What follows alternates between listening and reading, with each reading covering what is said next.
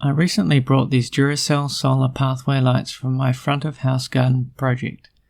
They weren't cheap compared to most other solar lights, but I wanted lights that would go all night and not fail after a month. Most cheap solar lights are a couple of bucks and use nasty Nicad button cells that develop a memory and don't supply much power after only a short time, and then you're left with some sad pieces of junk. My lights use lithium iron phosphate cells, which are an improved variant of the lithium ion technology, offering considerable life cycle and discharge power depending on the model when compared to conventional lithium ion cells. Sadly, despite the batteries being very good, as you can see in the photo, I discovered that for most of the day the majority of the lights are sitting in the shadow of my house. No matter what kind of fancy battery you use, if you aren't getting enough direct sunlight on the solar panels, they just won't charge. I was only getting a few of these lights on for a few hours each night, and no way would they last all night. So follow along with my project as I convert these to powered lights. Yeah, I could have just bought powered lights, but I have these now and I can't return them, and powered lights are significantly more expensive. Plus, even if the power goes off, these have batteries so they'll still run all night if they're fully charged. I'll link all the items I've used in the description below so you'll have an idea of what you'll need. You'll also need to have basic electronics and electrical tools and skills for this project. Off camera, I tested the solar panel output in direct sunlight and confirmed the voltage and current output, which was just below 5 volts and around 400 milliamps. Now let's disassemble this light and I'll show you what I'm working with. Don't forget to remove the battery first.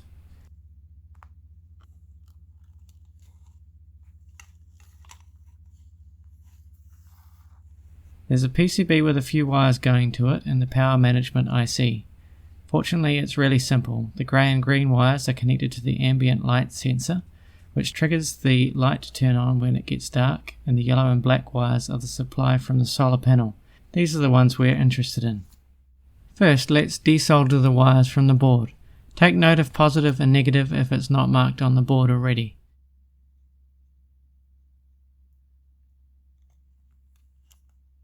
We're going to replace it with these 2-wire pigtail connectors. I'll feed the wires up through this handy hole in the casing next to the battery compartment. Tin the wires with solder and then solder them to the board where you removed the solar panel wires. Of course, we keep to the standard red positive and black negative.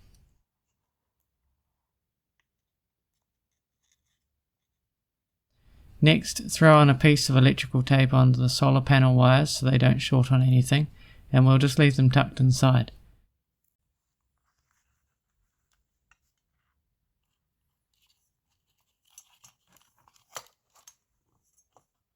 Screw the case back together and we'll focus on the other half of the pigtail connector next.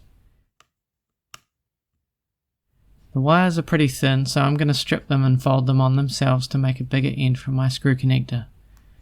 Tin the wire ends as this will beef them up and make them stronger.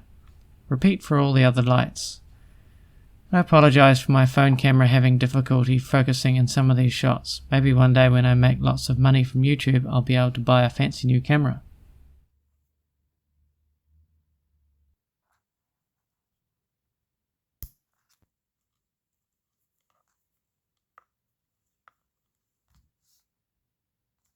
I had this waterproof electrical box that came with 2 cable glands already on it, which just fit my power supply and cables. Off camera I cut a plain old 2 meter extension cable in half, and I'm going to use the male end to supply the 230 volts to my 5 volt power supply. This is a Meanwhile 5 volt 6 amp supply, which will be plenty for my 6 lights. I'm also using some 6 volt rated garden cable to carry the 5 volts to the lights. And it's best to use cable with thick insulation or double insulation like I have here. Keep in mind that voltage drops along the length of your wire, so factor that in when selecting the gauge of wire and the length. Also, I'm using a 5 amp fuse on the output of the power supply just in case something shorts downstream. That should fit nicely in the corner of the box. I need a short length of wire for the fuse. I'll tin both ends and solder that onto the fuse holder. It doesn't matter which terminal you use, power flows through either way. Solder the red wire from your garden cable onto the other terminal and wrap it in electrical tape just in case.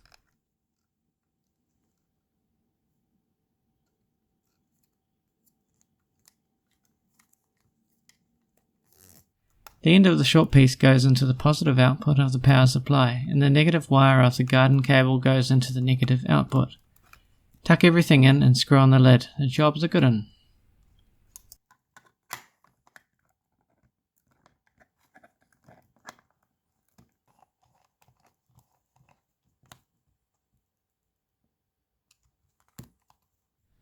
Next I'll cut a few pairs of these screw connectors. I like them better than wire nuts, just neater and less janky. I'm going to use them to connect my garden cable to the lights and wire them up in parallel supply. They'll fit nicely inside the stems of the lights, as you'll see shortly.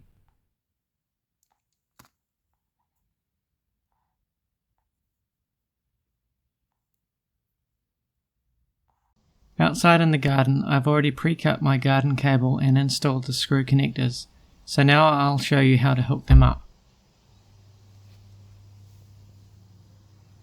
I've pre-drilled a small hole in the middle of the plastic reflector big enough to pass the pigtail wires through. The connector end should be inside the glass housing.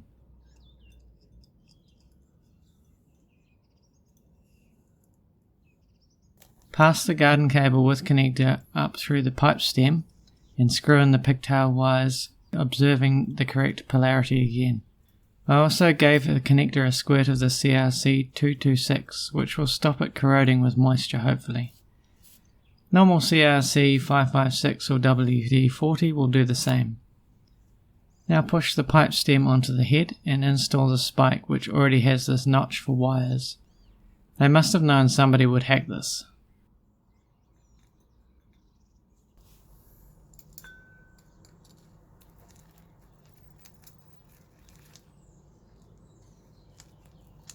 I'm going to carefully conceal the wires under the rocks here. Make sure yours are protected from getting chopped by spades, etc. in the future.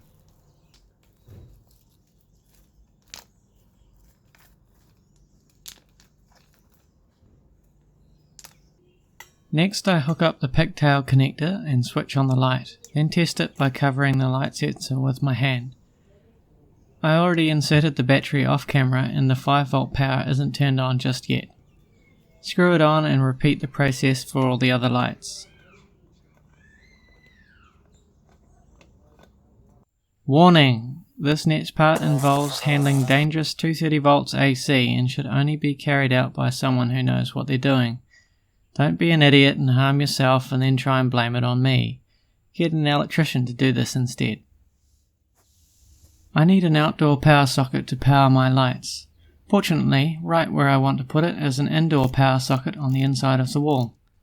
After turning off the circuit breaker for that socket and checking it with the multimeter, I carefully measured 10 times and drilled through the mortar between the bricks with a 10mm masonry bit. I had a piece of electrical cable which I poked through the wall and spliced it into the wires of the indoor wall socket. Next I need to mount the base of the outdoor socket.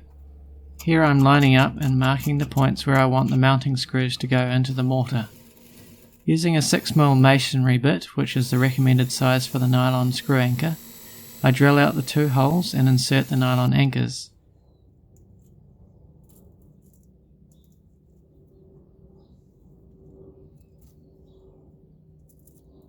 After screwing the base to the wall and giving it the required wiggle test, I use some wet area sealant to keep bugs out. A popsicle stick works well to smear the sealant into place. Next I strip the wires and twist them with pliers and bend them over for extra size and security in the terminal block.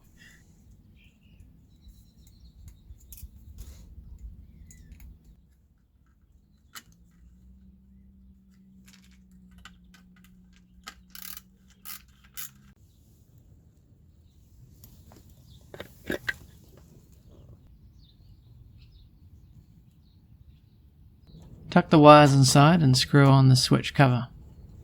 Pop in the screw hole cover plugs and it's a tidy job done.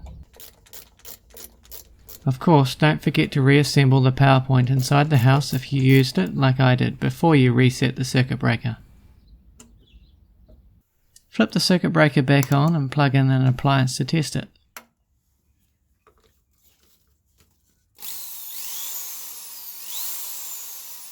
And now I can plug in my lighting power supply. The batteries of the lights should now be charging. I'll bury the box here by the wall where it won't be damaged and wrap it in some leftover garden weed mat so it's camouflaged. I'll bury the wires carefully along the edge of the concrete under the stones. Looks pretty tidy. I wouldn't know it they're wired up unless you look closely. Now I can enjoy my lights all being on all night long.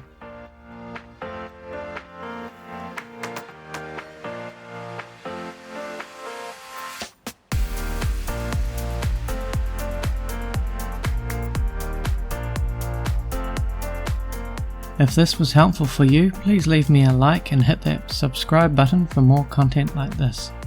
Using my affiliate links doesn't cost you any more, but it does help support my channel so I can continue to bring you the good stuff. Thanks.